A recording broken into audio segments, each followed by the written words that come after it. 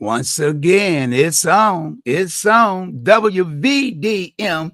And you know what's time for? It's that Thursday time. It's time for the one and only, the hardest working lady in the community. I'm talking about GA for Just Does, Miss Georgia Allen. Well, hello.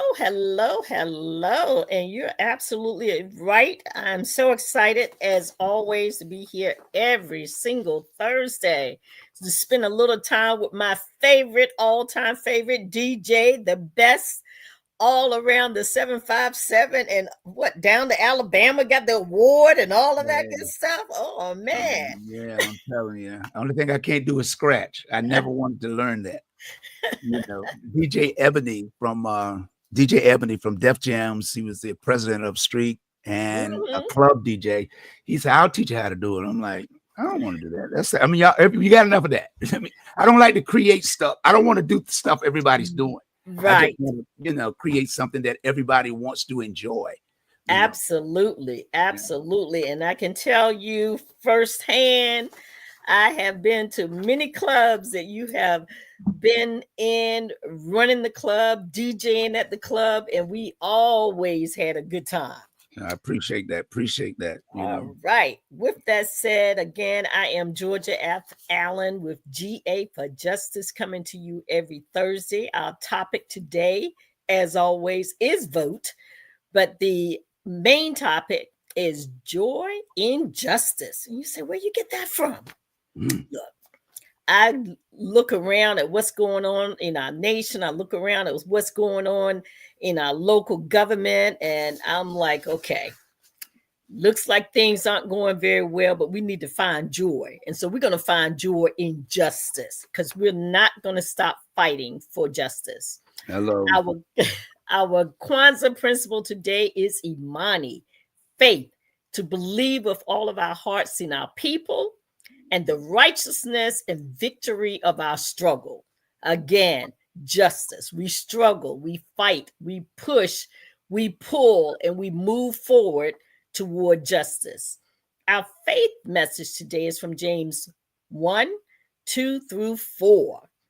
And I decided to use this one because every time I hear it, people always say joy comes in the morning. Well, I like that one too, but I like 2-4 because it says, consider it pure joy, my brothers and sisters, whenever you face trials of many kinds. And can we say that in Virginia Beach, we've been facing a whole lot of trials lately? Hello.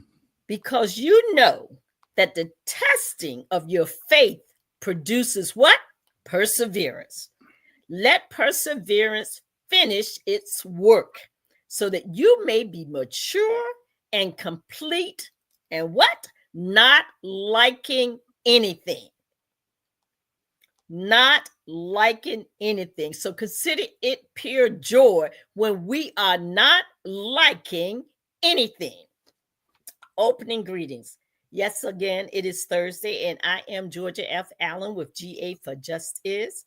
And as always, I want to thank Mr. Henderson Vaughn, a.k.a. Captain 85, a.k.a. the Dream Maker, on the one and only WVDM, who has opened up the airwaves to bring our listening audience a simple conversation for information, a conversation for correction, as well as a conversation for transformation. And we push transformation each and every week because we don't want our people to stay in the same place indefinitely.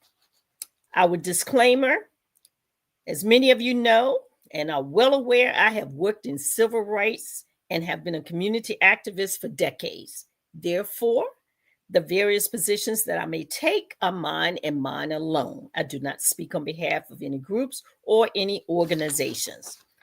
So again, our topic today is joy in justice. Joy in justice. And you say, well, how do you have joy in justice? Because it looks like we're never going to get to justice. We're never going to get to fairness. We're never going to get to equity or equality or inclusion, not full inclusion. We're always around the edges of inclusion. We're always just a little bit behind justice. And so today we're just going to talk a little bit about what is justice? And then also, what does justice look like to you? And take notes, write down, what does justice look like? What does it feel like?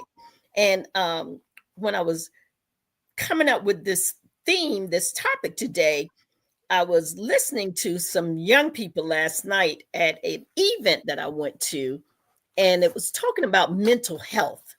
And there was one lady that I connected with because she says, "What does um, what does it feel like? You know, how do you feel when you're in a good place, or how do you feel when your mental health is in the place that it should be?" And I listened to her talk about that because justice is kind of like that too. Do we feel like we're being treated fairly? Because if you don't feel like you're treated fairly, you don't feel like there's justice. And so we want to make sure that those of you who are listening, if you feel in your community that you're not feeling like you're getting your just due, you don't feel like you're receiving justice, then you're going to have to go back maybe to the drawing board, or you're going to have to go back within the community and talk to your fellow community activists. And sometimes you might have to garner people and create some new activists because maybe some of them started the fight, but as the scripture says, without that perseverance, without continuing to push on, it's not going to be complete. You're not going to reach your maturity. And therefore, you won't be in a position where you're liking anything. You're going to be in a position where you're liking almost everything because you haven't continued to persevere. You haven't continued to fight. And so, what we need you to do is to kind of take a look at yourself and those in your community and those around you and talk to them and ask them, what does justice look like to us in our community, in our city, in our state? What does justice look like to us? And then ask yourself, what does it feel like? Do you feel like you can breathe? Do you feel like you have the opportunities? Do you feel like that when you go someplace that you're going to be treated fairly, that you're going to be treated with respect? What does that feel like? Because that's critically important. Because if you don't feel justice, you probably are not receiving justice because it's what it feels like, it's what it looks like, it's what people are doing and what they are not doing. And how do I know? Because we've gone before city council, we have gone before school board, and we have fought for justice. We have fought for fairness. And we have watched our elected officials vote in opposition to justice, opposition to diversity, equity, and inclusion and accessibility.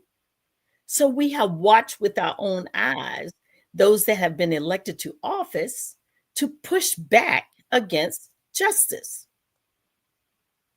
So let's talk about justice from a standpoint of how it's described in our various books, dictionaries, and things. And it says justice in its broadest sense is the principle of fairness and impartiality in the treatment of individuals and the allocation of resources.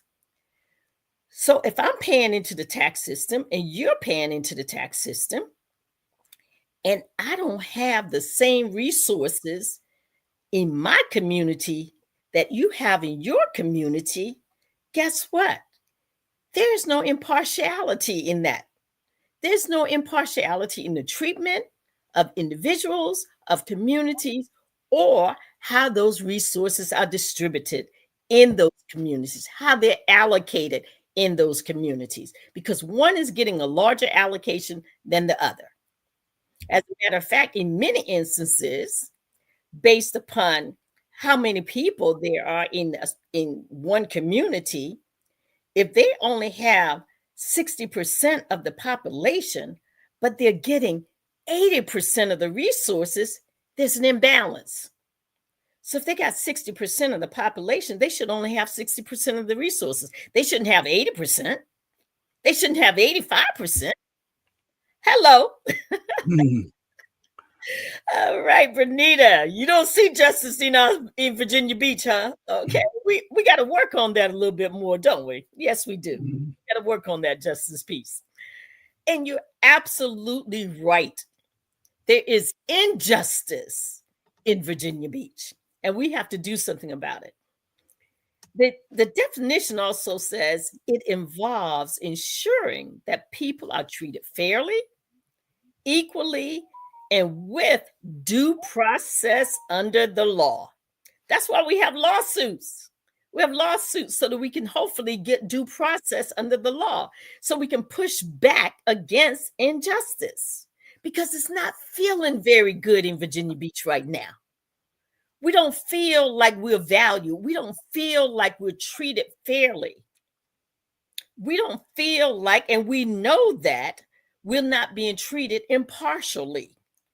We know that we don't have the same allocations of resources in our community, regardless of how much money we're paying into the tax system.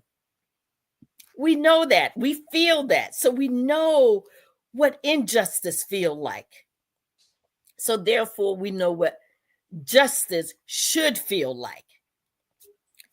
Also, the definition goes on to say, justice is a core concept in legal and ethical systems.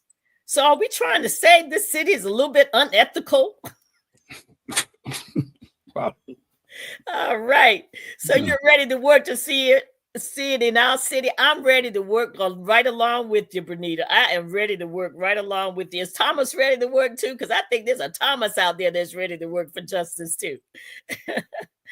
And so when we look at it, we look at the definition or how it's being described. And I love the way they broke it down. They said justice is a core concept.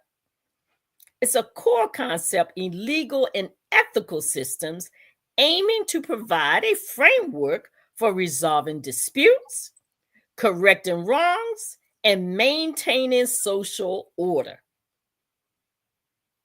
Have we seen social order or social disorder around? Because I think we've seen a whole lot of social disorder going on around this nation, and also social disorder going around our city. We also see that they don't feel like they need to resolve disputes. They just make up their mind, forget the people, forget the voters, forget what the people said, and then they decide that they're going to do what they want to do, regardless what the people have asked for. Even our children have stood before our elected officials and said, you know what? You're going in the wrong direction. And they sat on a dais, and in many instances, their faces are contorted. Their faces, a lot of times, it's almost like they're chuckling at our young people when they come before them to speak. It's obscene. That's not justice. That's not respect. That's not impartiality. What they were saying to our young people is, we have made up our mind, and you can come before us all you want to ask for justice, to ask for diversity, equity, and inclusion, to ask for fairness, but we've made up our mind, and we don't feel like we have to listen to you. Well, guess what? A number of those young people will turn 18 this year, and the year after that, and the year after that. And they will be able to vote, and they will be able to say to these people who felt like they didn't have to listen to them when they were still in high school. Those young people can vote them out of office now that they are 18 years old and older. Now, justice also talks about in its description, because this is basically a description about justice, it says, for the most part, you expect justice to be fair and impartial, and we do. It does sound like that is not leadership at all. You're absolutely right. That is not leadership. For people who are elected to office and are there to serve on the behalf of their constituents, on behalf of the citizenry, to have our young people go before them to speak and be so dismissive, and it's offensive. It's absolutely appalling to watch our elected officials operate in that manner, operate in a mindset that they don't feel like they really have to listen to our young people or listen to us even. And so I love this description. For the most part, you expect justice to do what? Be fair and impartial. You also expect that everyone will be treated equally, regardless of background or status. And you look at it and you say, one would expect persons to be able to defend themselves and have due process when they do so. You say, well, why did you use that? Because there was a gentleman who recently was in his home, and these young people came to his home. Now, the homeowner was a gun owner. And these young people came to his home, similar to what happened to Carl T. Rowan up in Washington, D.C. years ago. Children that had no business coming to his home, breaking in his house. And I do believe one of the young people was shot and killed. And they arrested the homeowner because he was Black, and the children, the young people, I won't say children because they probably might not be children, young people were Caucasian. Now, if the shoe was on the other foot, who would we have seen first and foremost? The NRA telling them, right to own your gun. He was safe and prevented someone from harming him and harming his family. Now, they consider that justice. But what do we consider? We consider it injustice, because if he's a gun owner and you're breaking into his house, he has every right to defend life, liberty, and property. And so we see injustice all over the place. And we know that when someone does wrong, they should be held accountable. Those young people, they had no business coming to his house and swimming in his swimming pool or doing whatever else they thought that they could do simply because they were from a certain neighborhood or a certain community, that they could just brazenly break in someone else's house and operate as if it belonged to them, that they somehow could just take ownership of someone else's possessions.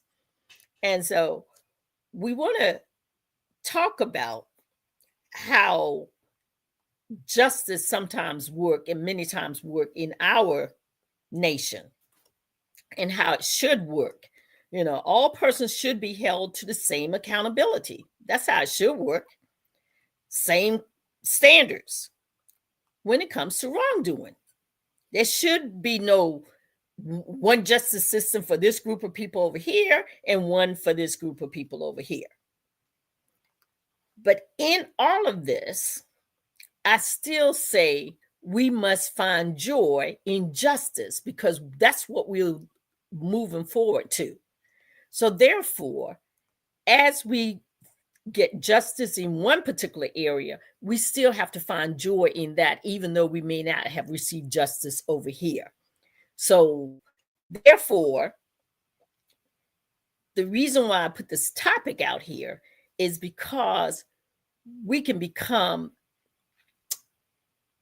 disappointed, disengaged, because we didn't receive justice in a particular area. So I want us to also focus on when we do receive justice, so that we don't lose our joy. because it's real easy for you to lose your joy. And I have a couple of joy quotes. One is, joy is not in things, it is in us. So we got to have our own joy. We have to have our own joy when we're going through these various different trials and tribulations. We still must have joy. Another, and that was Richard Wagner, was the person that I quoted. And then the other joy quote that I want to use is, the joy in life is to be used for a purpose. That's George Bernard Shaw. Many of you probably know him or have heard of him.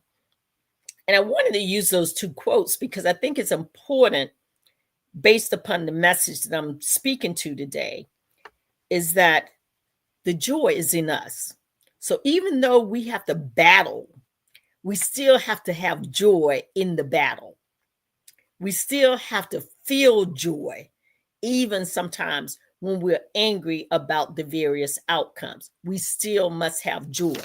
And we still have to recognize that joy in life is to be used for what?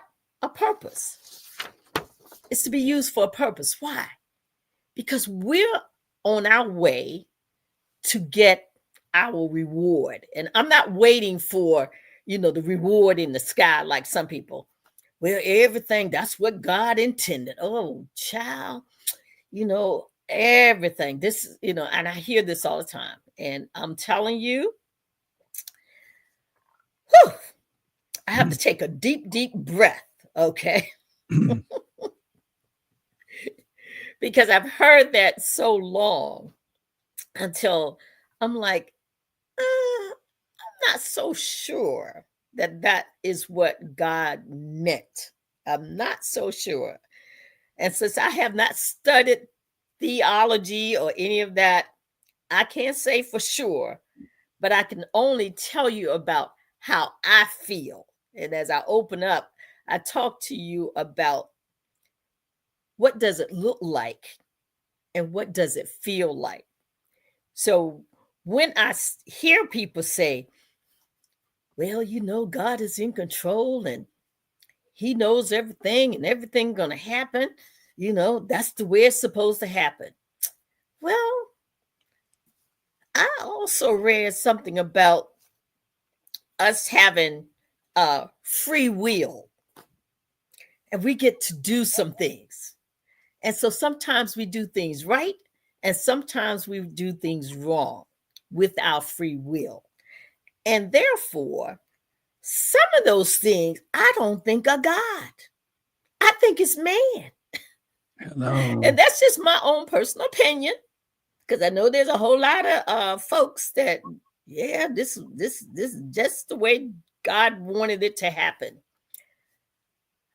I may be wrong, but I still beg to differ when it comes to that. I believe that God wants us to have joy, and I believe that he gave us joy, and that joy is to be used for a purpose. And I believe those purposes are different for different people. But at the end of the day, the ultimate purpose is for good. That's the real purpose. The purpose is for good. The purpose is for righteousness. The purpose is for truth. And so as I speak to you today, and I think it's about time for me to do a quick break and talk to you about some announcements, some acknowledgments, and some commemorations. And I'm not going to do them necessarily in order. I'm going to kind of talk about them, and when I announce them, you can put the appropriate one of the announcements that we have flyers on up. So the first announcement I'm going to make is this coming Monday, on May the 19th. Virginia Beach NAACP is going to hold a town hall meeting. And that town hall meeting is going to be held at Poolside Cafe. And what we're doing is we're inviting the superintendent of education for the city of Virginia Beach. And you said, well, why is the NAACP inviting the superintendent? Because we have been going before the school board and trying to address some of the concerns that people are having in the community. And therefore, we want to open up another place where people who may not feel comfortable going down to city council and going down to school board and putting their name on a list and telling them where they live and giving them various information, maybe that is not the forum that some people want to be in. So what we try to do as the NAACP is open up and offer an alternative. So we're going to have an education town hall meeting this coming Monday night. It is going to be at Poolside Cafe, and it's going to start at 6 p.m. You are welcome to come, and you'll be able to ask questions of the superintendent. We will also collect your questions to send to him in the event that everybody's question is not answered, because that's important. We don't want those questions to stay out there in the ether somewhere. We still want to send the questions in if you don't get a chance to ask during that period of time. Okay? Does that make sense to everybody? All right. Yeah.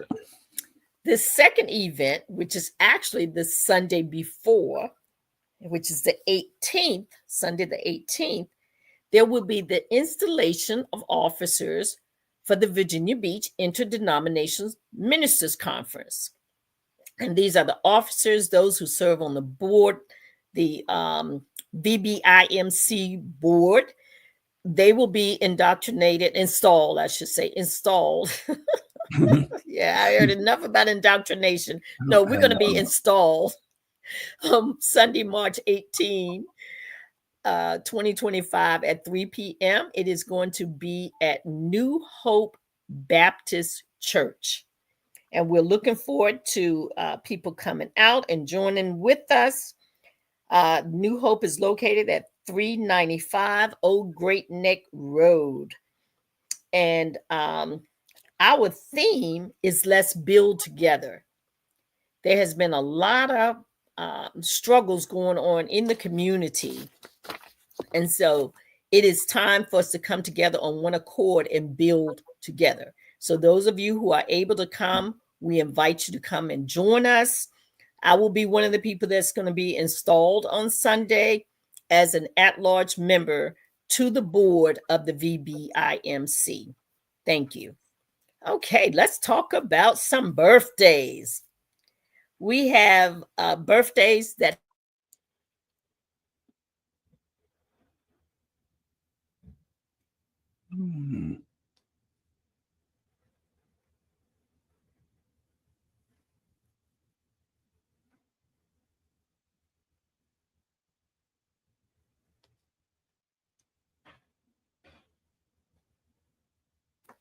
Okay, we're back now. Yes. What they call it when it starts doing that circling stuff, it was doing that. But anyway, Katherine Jackson and Jermaine Jackson were born on May the 4th. But one of my favorite all-time artists, Nicholas Ashford of Ashford and Simpson, who has passed away, he was also born on May 4th. Now, people that were born on May 10th is May 7th, I'm sorry. May 7th is Thelma Houston, Don't Leave Me This Way. If you know her music, that was one of her hot songs, Don't Leave Me This Way. And then Cousin Jeff, or Jeff Johnson, was also born on May the 7th. Jeff Johnson was formerly at BET. He was the former NAACP Youth and College director. And then also Earl Thomas. Earl Thomas was drafted by the Ravens as a free safety, and he won the Super Bowl with Seattle Seahawks. He was also born on May 7th. I'm a football fan, so Earl Thompson was one of my one of the players that I absolutely love to watch him play, and they beat Denver. And then we have Kenan Thompson. Kenan, you know him from a comedian from Saturday Night Live. He was born on May the 10th. Emmitt Smith, you know him as a running back for Dallas Cowboys, born on May 15th. Janet Jackson, Ralph Tresvant, and John Sally were all born on May 16th, which is tomorrow. And so was one of my sisters who's no longer with us. But Janet Jackson, of course, music artist, Ralph Tresvant, he was with Bobby Brown and that crew, right? Yeah. Those guys. And then John Sally, basketball player that was absolutely phenomenal during his years of playing basketball. So those are our announcements and our birthday celebration. The acknowledgement or for this month is Women Mental Health Month. And we don't want to forget that. We want to remember that this could be a very tough time for many women. It's and for many people in general. Mental health is a challenge today. Stress, depression, real challenging. People who grew up when every time a child would act out, they wanted to pop pills. So a lot of those young people are now adults. And so they've been filled with Ritalin for years and years and years. And so they have to navigate adulthood after being pumped full of all types of meds that they didn't necessarily need. See, we didn't have Ritalin when I was a child. We had outdoors, okay? So we ran until we got so tired that when we came back in the house, all of that adrenaline, all of that sugar that may have been in our system, it was gone. We took our baths, we went to bed, and we slept all night. Now when children act what they call act out, they feel like they need to pop a pill, when in essence, many of them just need to burn that energy out of them and get rid of, all of that extra. For boys, the testosterone, the girls, they need to get, all of that out of their system in order for them to be able to come back into a nice calming effect. So I think that's all I have on the medical front. I should have had my girl explain it a little better. You could have typed it up in the chat box so I could have said it correctly, but that's okay. That's okay. That's why we have this. We have this so that we can next week turn around and talk about that a little bit more. But it's the adrenaline that's overflowing for a lot of our young people. And that's not necessarily a requirement to put our children on Ritalin. All right. What kind of types of justice do we have in our nation? We used to be able to describe this, and it was pretty much on point.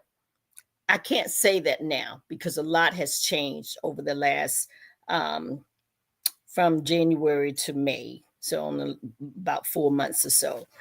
But types of justice, the way it's described is there are basically a number of forms of justice, including what they call distributive justice or fair allocation of resources.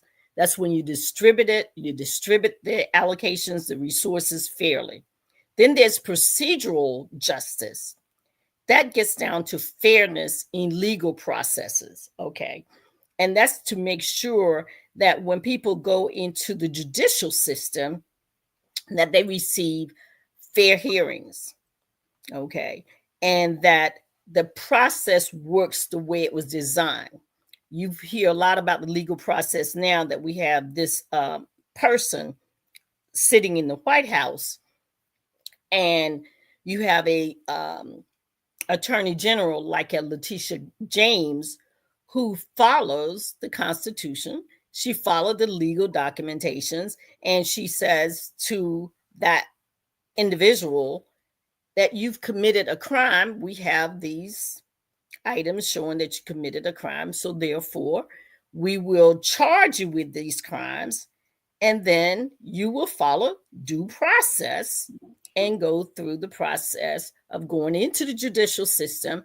And if they find you guilty, hopefully there will be re- re- retribution justice. They call it retributive justice, or punishment for wrongdoing. So that's the other justice that they talk about. That simply means there is some type of retribution for you committing a crime. Now, most of us have watched this individual over the last, I would say, 5 decades at least, committing crimes, whether it be in New York or whether it be in New Jersey or somewhere else. And you haven't seen any real punishment for wrongdoing. So therefore, the justice system, again, appears to be unjust for some of us. And I almost have to make up a word for people who don't really have to be punished for wrongdoing. So the justice system works very differently for them. And then there's restorative justice, and that's healing and reconciliation. That's the one that you hear a lot about is, when someone shoots a child on the street for no reason at all. Those people who lost their child, they need to be able to heal, and they need some type of reconciliation for the loss of that child. So they tend to talk about 4 types of justice. I'm sure there's probably plenty more, but those are all that I'm going to talk to today. And again, we do invite you to come to the Virginia Beach NAACP Town Hall meeting on Monday, the 19th at 6 p.m. at Poolside Cafe on Holland Road in Virginia Beach. And we also invite you, if you are available, to come on the 18th to New Hope Baptist Church for the installation of the new officers and at-large members to the Virginia Beach Interdenominations Ministers Conference. So we do invite you to come to both of those events, and that is Sunday and Monday. And then we're coming to the close. Thank you. So for those who you could see that right on our screen, again, let's build together.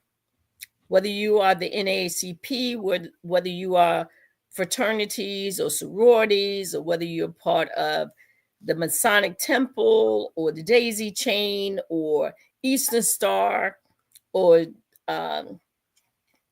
National Council of Negro Women, any of those groups and organizations, let us build together. Let's come together. Let's build together so that we can have a much, much better community. Because if there was a time that we needed a better community, now is that time.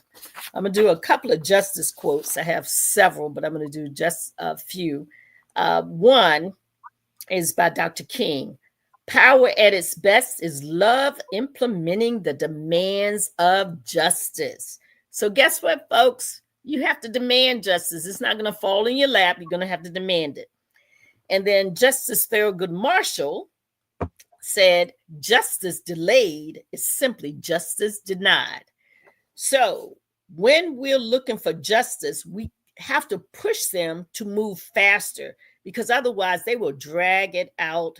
They will do absolutely nothing. And we need to make sure that the people who are in charge, the people who are responsible, that we work and push so that they don't keep delaying justice, which is kind of what they did with what they're doing with the 10-1 voting system. Fortunately, it's been in place, but they're dragging it out. They're delaying certifying it and changing our charter.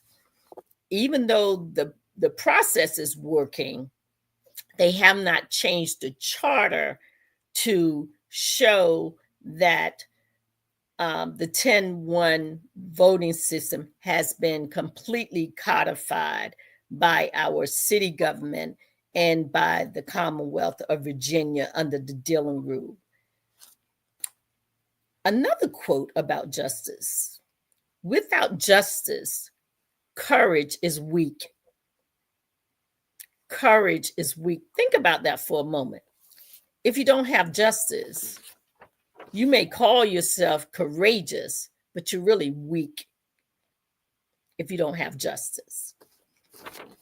So we want to make sure that our people recognize how important it is to have justice, and that we continue to work to ensure that we see justice in all aspects of our lives, making sure that persons who may be on Medicaid, or persons who may have other types of health issues, that they receive the appropriate health care that they need.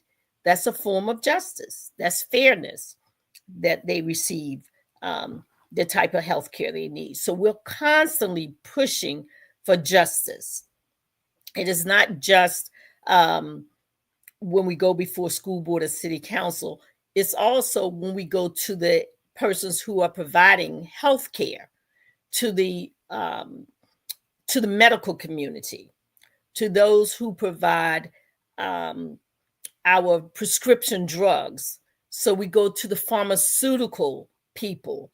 And if they're overcharging, that is not justice, because everybody can't afford $1,000 a month for drugs, especially drugs that they have said are mandatory that they take. And if they're paying $1,000 for drugs, where's the money coming from for them to pay their rent or pay for food to go on the table? And so those type of things are places where you will see us fight for justice. Justice is also truth in action. If you want peace, work for justice. Justice is a virtue of the soul, distributing that which each person deserves. Each person, not some people, but each person deserves. In closing, our topic: joy in justice. Having joy simply means feeling jubilation, triumphant, exhilaration, and elation. Some may feel gleeful, like me. You might feel that glee, that joy. Okay, you may feel exuberance and delight. So it is very important that we recognize that we have to have boots on the ground. You can be joyful and have boots on the ground anywhere and everywhere if we expect to see justice in our time on this earth.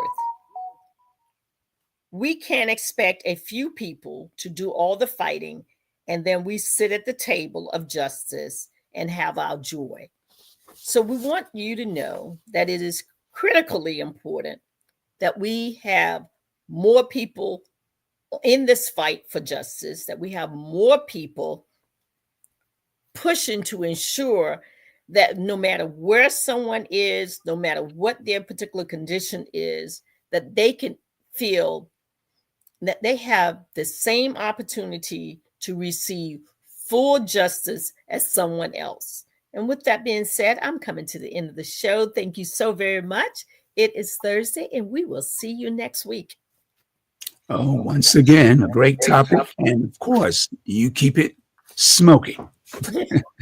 And every Thursday from 12 until 1. And I want to thank all those that chimed in today, and those that made comments, and those that watched. And you could have made comments, but you chose to enjoy the commentary of our guest, Miss Georgia Allen, the community activist. And I really appreciate her doing this show and bringing you information, as she say, and I quote, for transformation. Until next Thursday from 12 until 1, remember to share this on your social media platform. You can text it, you can email it. But whatever you do, just share it. Until next time we meet, the next time we greet, this has been the GA for Justice with the one and only community activist, Miss Georgia Allen. Until next Thursday. Bye-bye, y'all.